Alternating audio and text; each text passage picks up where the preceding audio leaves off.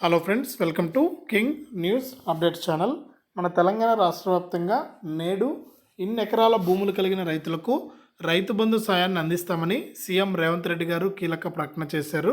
ఇక ఈరోజు ఎన్ని ఎకరాల వారికి రైతు బంధు డబ్బులు పడతాయి, అలాగే ఇంతవరకు పైసలు పడని వారి పరిస్థితి ఏంటి, ఇక ఎవరికి పైసలు బంద్ అయితే చేయబోతున్నారనే వివరాలన్నీ కూడా తెలుసుకుందాం. వీడియోను లైక్ చేసేయండి, తెలిసిన వాళ్ళకు షేర్ చేయండి. ఇలాంటి మరెన్నో వీడియోల కొరకు ఇప్పుడే మన ఛానల్ని సబ్స్క్రైబ్ చేసుకుని పక్కనే వచ్చే గంట పైన నొక్కండి. అప్పుడే ప్రతి వీడియోను కూడా మీరు మిస్ అవ్వకుండా తెలుసుకుంటారు. ఇక వివరాల్లోకి అయితే వెళ్ళిపోదాం.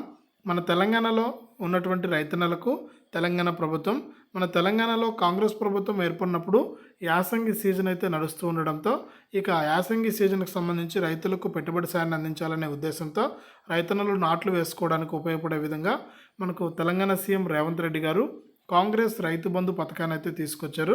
ఇక ఈ రైతు బంధు ద్వారా గతంలో ఏ విధంగా అయితే ఎకరానికి 5,000 రూపాయలు ఇస్తూ ఉన్నారో అదేవిధంగా ఎకరానికి 5,000 రూపాయలు ఇస్తూ వచ్చారు. ఇక పూర్తి స్థాయిలో ఇంతవరకు కూడా రైతులకు డబ్బులు జమ కాలేదు. ఇప్పటికీ కూడా రైతులు అసంతృప్తితో వ్యక్తం చేస్తూ ఉన్నారు.